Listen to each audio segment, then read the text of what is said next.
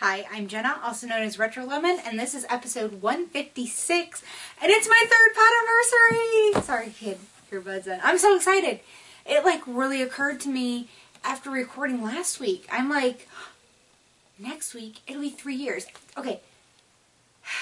Technically, tomorrow it'll be 3 years, but I actually did record my first podcast and didn't get it posted till the next day. So this is actually 3 years to the day from when I sat in front of a camera for the first time and talked to all of you.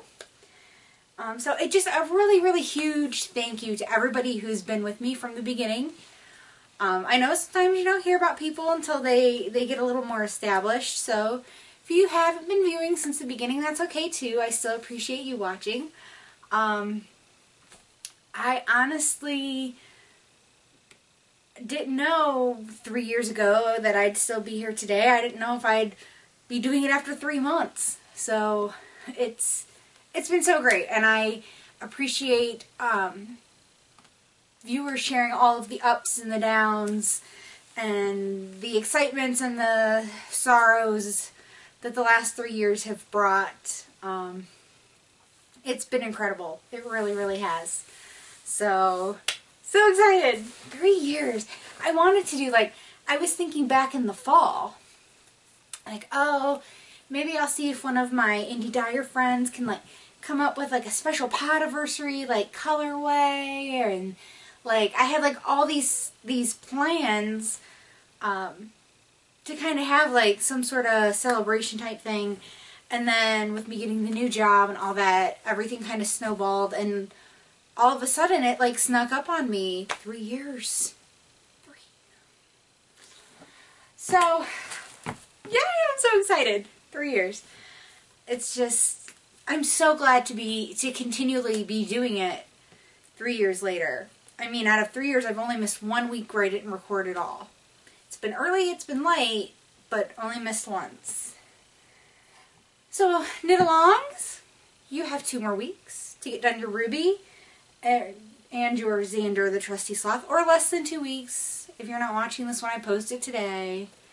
So through the end of February, I'll probably leave the thread open and close it March 1st, just because I used to be a night owl, and with having a 9 to 5, I can't stay up that late anymore. By 11 o'clock, I'm starting to doze off in the chair. As long as the thread's open, post your finished object pictures, that's fine with me.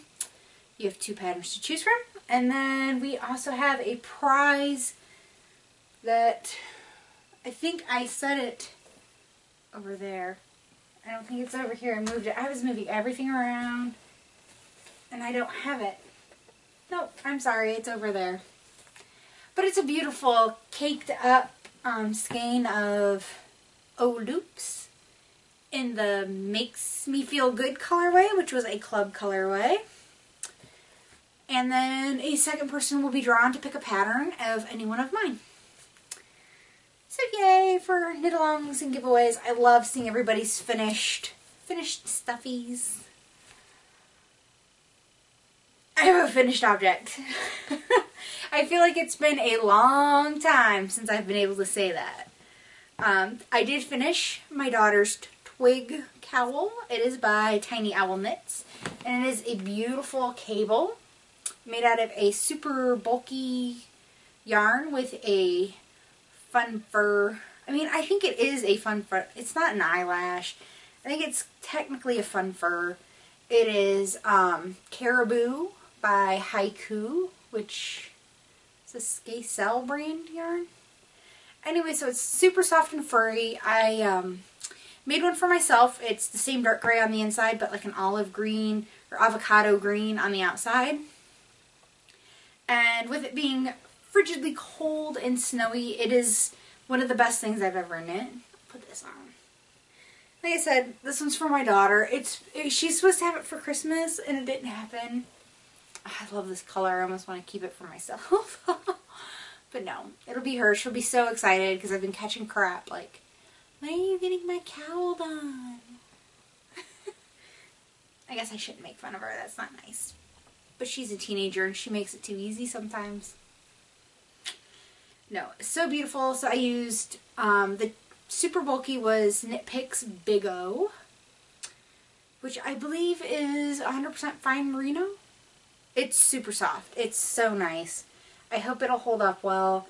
Giving it to a teenager, it's going to be used and abused. So pretty. And the color is called Wonderland Heather.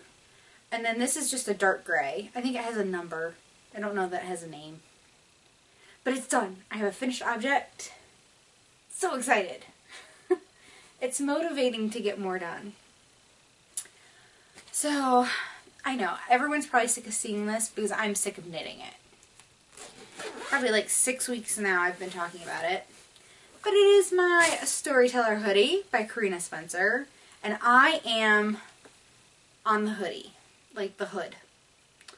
I kind of got a fire lit under my butt by a friend. And, because I couldn't, I don't know, I tried to do it at the knit shop last week, and I just couldn't focus. And I don't know why it seemed so complicated at the time, because it's not.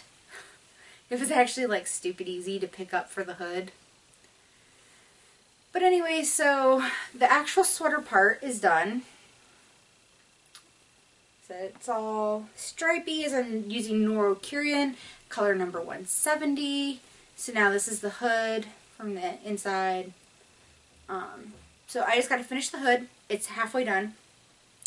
And then I have to knit on the button band, which I believe, like, the way you do the button, it goes all the way up around the hood and back down.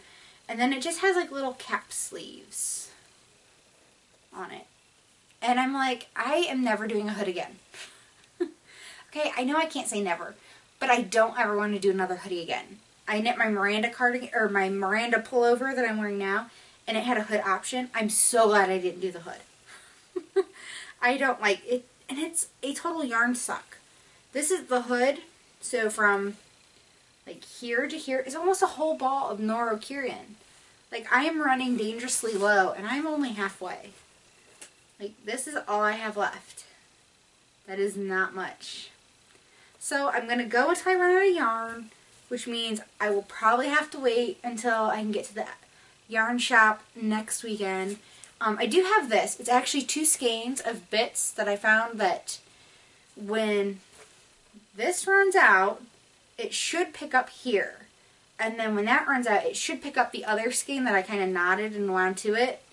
It could possibly be enough. But I'm just going to have to wait and see where it ends. If this still isn't enough, I'm shelling out another $10 for another skein. Or $9.50, whatever it is. But I'm using Cascade, regular Cascade 220, color number 7920 for the button band and the cap sleeves. So it's beautiful. It's teal, even though it's called Deep Spruce. And it complements all of the colors. I mean, it almost matches the teal in here. So nice. It'll go so well. So that's my plan. I'm trying to get it done, people. I'm trying.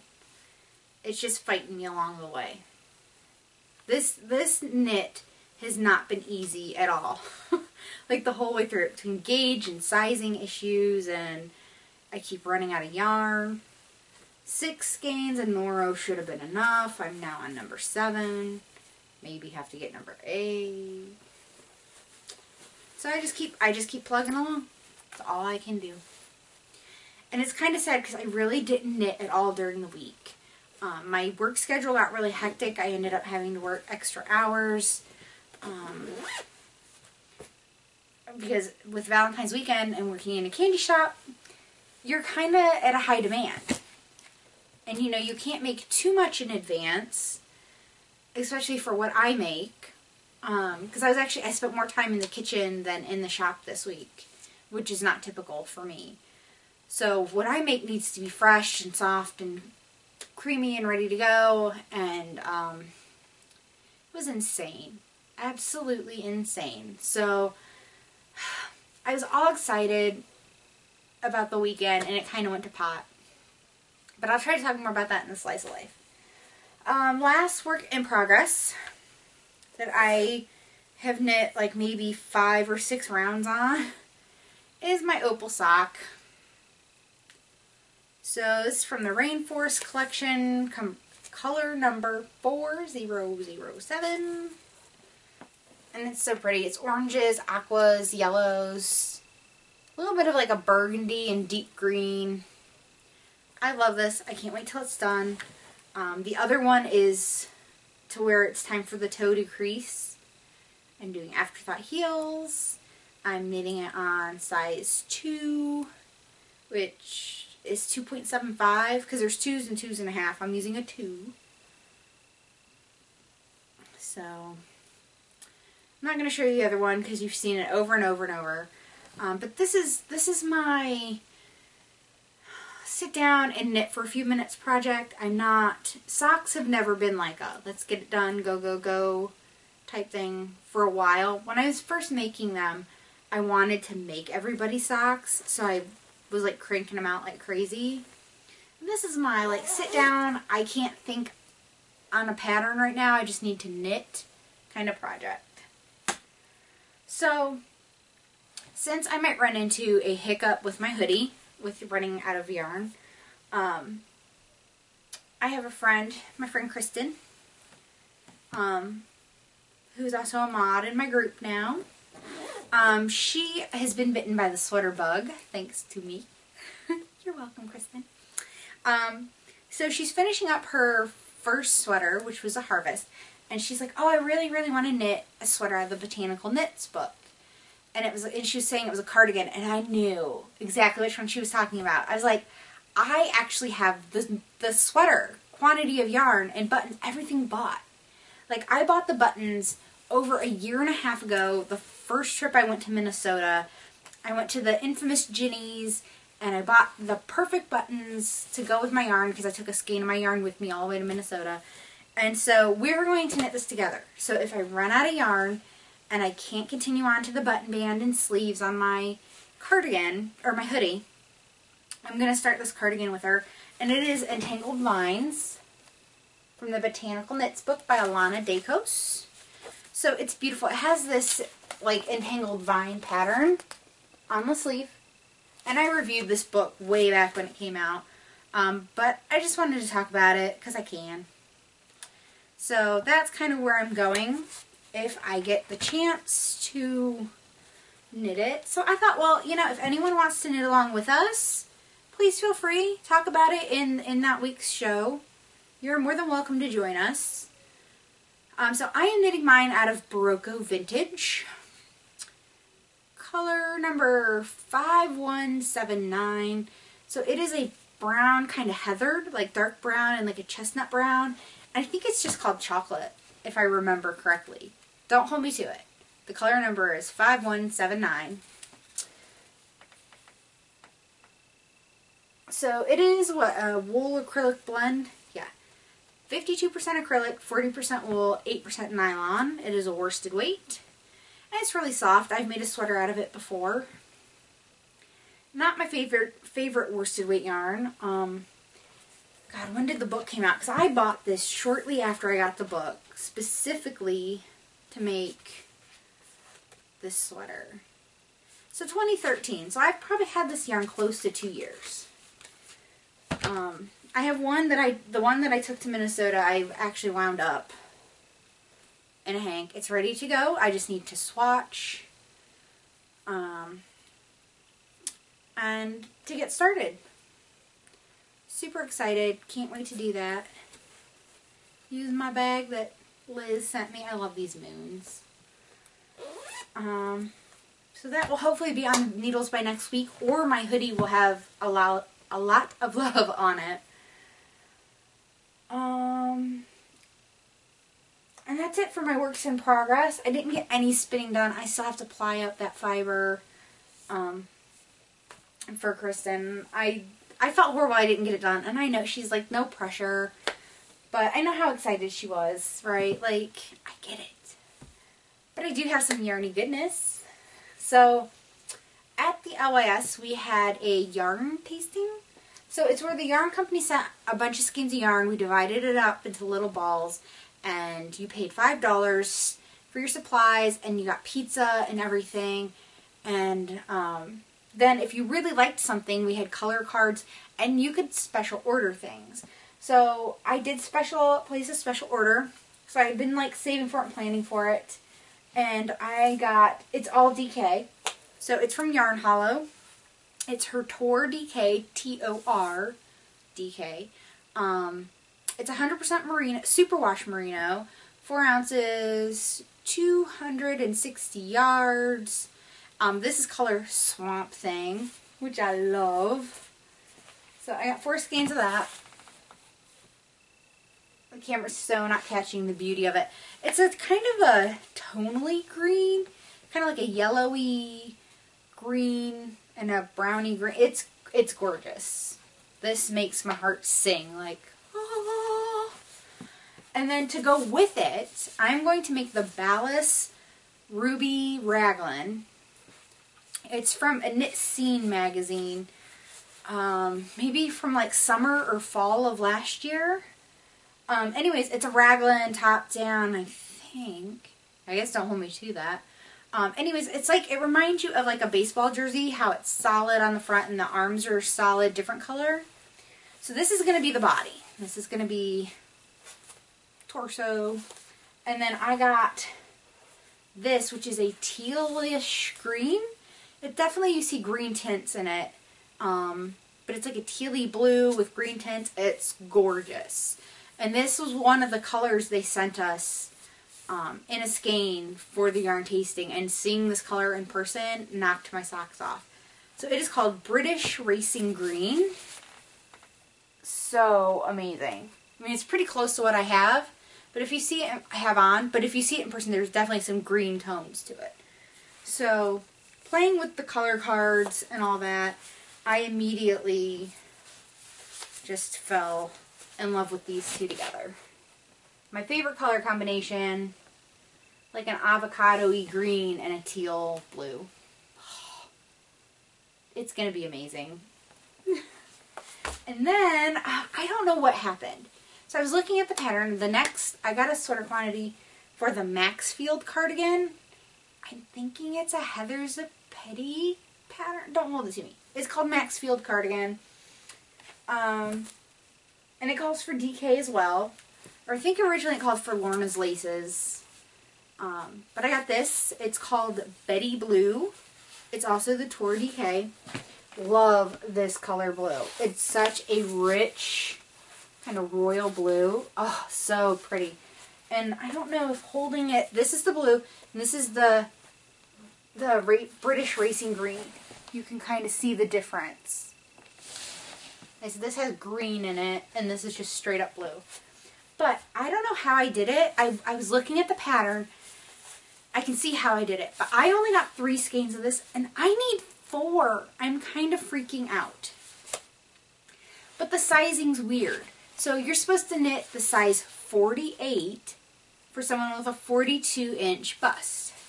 Well, I'm like a 39 and a half. So I usually would round it up to 40. But the two bust sizes are 36 and a 42. That's 6-inch difference. That's a huge difference when you're talking bust circumference. I'm sorry, that's huge.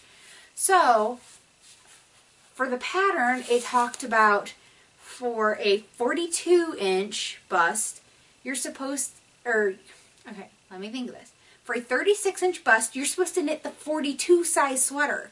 For a 42 size bust, you're supposed to knit the 48. So they're saying like 6 inches of positive ease. It doesn't look like there's that much positive ease in the pattern on the people. So I'm so confused. Either way, I think I'm a skein short. There's no way I'm going to lose like 4 inches in my bust anytime really soon. But so this is a solid color, and then you do chevrons in a variegated. So this is the variegated I picked. It is called Zen. And it has the blue in it, and it has like a gold and a burgundy. It looked like there was more, I don't know. orange and yellow, but it's actually like a goldenrod. It looks oranger on my screen than what it really is. It's actually a goldenrod yellow. I don't know why this color is so off, because it's not that orange. But hopefully it'll work out well, and I'm just gonna see if Yarn Hollow can dye me up another one. I know it might be different because it's not the same dye lot, but I'll try to mix it in, and hopefully with the chevrons it'll blend in a little more. It makes me sad. Like, dang it. So that's my Yarny goodness. So I love being able to do custom orders. That's the fun thing about yarn tastings, is being able to get exactly what you want and to play with the color cards and kind of pattern search. And I am so in love with DK yarn right now. I don't understand it. I used to hate DK yarn, and all of a sudden I'm like, it's DK. I don't know. I just think too, a lot more designers are using a lot more DK with their patterns. Because before, I'd have DK yarn, I'd be like, what am I going to make with this? Now I love it. It's a great weight. I still love worsted weight the most. So that's it for the knitting this week. So if you leave me now, I will see you next week, because we're moving into a slice of life. This week was crazy. I was seriously stressed all week. Just a lot of pressure at work. It was, I mean, we were all under a lot of pressure. It wasn't just me. With the holiday coming up, we ended up being busier in the beginning of the week than we anticipated. And then the weekend, of course, was insane. And I don't work on the weekends, so I'm there just during the week. But I was so relieved. So my husband and I decided, oh, we'll go out Friday night for Valentine's Day. Kind of missed the big rush, you know, chill. I got home and our driveway had kind of turned to ice from where the snow had melted. And I hit the ice coming in the driveway, and it just shot me straight into like 1.5 feet of snow. My car was stuck. It took my husband 45 minutes to dig me out and get it unstuck, because I was in there good. Oh, if I do something, I do it all the way. I'm not going to get just a little stuck. I'm going to get really stuck.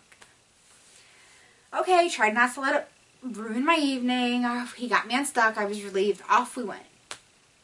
We went to my favorite little diner, because that's where I wanted to go. I'd rather go to my favorite diner than a big fancy restaurant any day. Crappy service. Like, what the heck? I did talk to the manager. The manager apologized. I guess something happened at the restaurant as we were getting there. It sounded like it was technically not all of our servers' fault, but you know what? I'm sorry. I've worked for food service. I've been a waitress.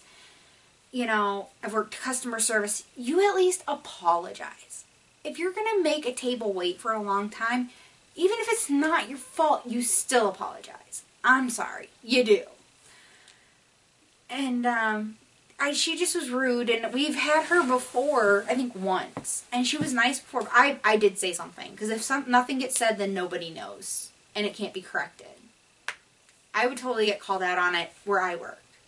If you're not doing your job, if your service is not up to par, it doesn't slide. But then, so the place I go, it's so known for their pie. And all I wanted was a big old slice of Dutch cherry pie. The most amazing pie on the planet. They were out. By the time we got our food, it was time to order dessert, and I kept telling myself, oh, remember, when she comes by our table, ask to get the pie to go early. Just have her box it up, bring it to the table early. Well, every time we waited forever to see her, she took our drink orders, 10 minutes went by, we finally got our drinks. Like, it was a fiasco. So I kept forgetting to ask her about the pie. By the time we finished our meal, she asked if we wanted pie. It was out. So I got my second favorite pie, but it wasn't what I had been craving all day. Still not letting it get my weekend down, right? We still had a great night. We went home. We enjoyed each other's company. Great weekend. Then yesterday came. Oh, it snowed like crazy, and I was so determined to go to the knit shop because I got chocolate covered strawberries for all the ladies at the knit shop from work, and they were so delicious because I happened to buy one and eat one at work because you couldn't resist it. The whole place smelled like strawberries. It was so good, and I'm normally not a strawberry lover. Well, on the way, then I'm like cleaning my car off because we got this huge snowstorm, trying to leave the knit shop. My windshield wiper came off, this clip thing came off. It was a whole fiasco, and at that point I was having an anxiety attack, and I'm crying, and because I can't help it, not like big sobs, but it just, I have anxiety issues, and the anxiety attack hit. So then I'm driving home. What normally would take me 20 minutes took like 45 to 50 minutes. And I ended up in a whiteout. I couldn't see anything around me. I knew there was a car in front of me and a car behind me, neither of which I could see. And like I'm driving along, and you're just trying to follow in the tracks of the car that's in front of you, and it's snowing so hard and the wind is blowing so hard. I was having a hard time finding the tracks, and all I could think is I'm on a main highway, lots of semis come down this road, and as if I meet a semi, and I'm not going to see it until it's like right on me. So I'm like freaking out. So I had to call my husband. I have hands-free calling in my phone, so I just told it to call my husband, and I'm like, I need you to talk to me because I'm freaking out. It was so crazy. Everything was just white. It was like being in this white bubble. So he did. He talked to me for like ever, like over half of the way home, because I was freaked out. But by the time I got into the whiteout and everything was clear, you couldn't see the road still. Like, you didn't know where the center line was, so you just looked for mailboxes down the road. I mean, it's a highway. Everyone's mailboxes along the road. And you just had to remember, don't get too close because then you'll be in a ditch. So it was crazy. I kept watching the snow come down at the knit shop. And like, the roads were kind of clear when I got there, and by the time I left, you couldn't find the road there, and I was like, oh no. Before I started working all the time, if it snowed and the kids were home, it was a snow day, we didn't leave the house. So this winter has been a whole experience of having to drive in the snow, because I've never really had to do that before. So I've gotten good at it. Like, I had no problem staying on the road. It was just figuring out where the road was. So I'm so glad this week is over. So today we have a high of 0, and it's so sunny. I had to like turn the blinds so the sun wasn't on me. I still might be a little washed out on this side, and I apologize. But it's so sunny, but it is so frigid out there. But it's not snowing. I should make it to work just fine in the morning. And, once I got home, I left my kids at my mother-in-law's. They spent the previous night at my mother-in-law's house, too, because she's like, you're not making it down my driveway. She's like, it's not plowed out. Her road had not really been touched at all because they were worrying about main roads. There were tons of accidents on the interstates and highways. So I just went home. I figured I'd rather my kids stay safe and me get home safely than me try to get them and get stuck at my mother-in-law's, because, I mean, come on. And, I mean, I don't want to travel with my kids if the weather's that bad, because then if something happened to them, it would be devastating. So just left them at her house for another night, and I came home. My husband and I had another nice night, Valentine's Day. It was simple. We had like soup and biscuits for dinner because we didn't want to make a meal. Everything we had makes a meal for at least 5, and just him and I. So we're like, we'll keep it low key. I had bought some chocolate covered strawberries to share with the kids. We ate them all. We watched Silver Linings Playbook, and I know it came out like 3 years ago or something like that, but it's on Netflix. It was so good. We both enjoyed it. He wanted to watch like The Interview or something. I'm like, it's Valentine's Day. I know we celebrated last night, but come on. How about this one time, like romantic comedy? So he agreed. He's like, oh, I wanted to see that, and he really enjoyed it too. So if you haven't seen it, you have Netflix. Totally check it out. It was good. I didn't know what to expect. I really didn't know much about the movie. I know it had like all kinds of awards or was nominated at least for stuff. And it was really good. And then, so I haven't heard any new puppy news, but thank you all so much for the excitement that you've shown for the new puppy. And I will warn people once we actually get the puppy. You might want to follow me from Instagram. That's all I'm saying. If you don't want to see puppy pictures, if all you want to see is knitting, I mean, you should kind of know that with my cat, George. I mean, George is such a diva. He really, really is. He's furry and fluffy and beautiful, and he knows it. He doesn't care. He's not shy about it. So, I'm just like, I love puppy pictures. I think, you know, I wish Steve, Mr. Dramatic Knits, would post more pictures of his puppy. But I understand people don't want to scare people off, but I'm totally into puppies right now. And I'm a cat person. So, I can't wait to tell you all more. As soon as I get, like, confirmation that we are actually selected for a puppy, then I will probably sing it from the rooftop. But I've been reading all kinds of books on the breed. I have a friend who has a couple of these specific breed of dogs, so she's been giving me tips. I actually met up with her and had coffee with her Monday. And hers are rescue dogs, and she definitely says, she's like, you know, with kids and other pets, she agreed that I probably should just go with a breeder for now. If we didn't have kids, especially, I mean, the boys are 10 and a half, so they're not little, but, you know, it's so hard, because I firmly believe in rescues. If we didn't have kids and a lot of other pets, I would definitely go that route. But with a rescue, you never know what bad habits you're going to have to try to break or learn to live with. And right now, we're just not at that spot. We want a puppy that we can train and just let its habits develop and try to break any bad ones as they pop up. Or just teach it not to do it. So, like I said, I will definitely let everybody know more. There will be lots of Instagram pictures.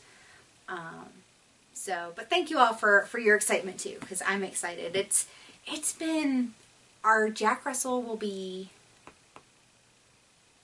13 in April. So, yeah, it's been a long time. I think we got him when he was like 8 or 9 weeks old. I mean, he was really young, so it's been a long time since we've had a puppy. Because our big dog, Alice, she was about a year and a half old when we got her. She was a stray. You know, we believe her to be a dump off. We're like 99% sure she was just dumped off. So we didn't have that whole, she wasn't chewing on things. She was already housebroken. Somebody had worked with her. So I almost am like, it's kind of like a new baby, right? You're like, oh, a new baby is going to be great. And you kind of forget what it's like to have to get up in the middle of the night for feedings and diaper changings.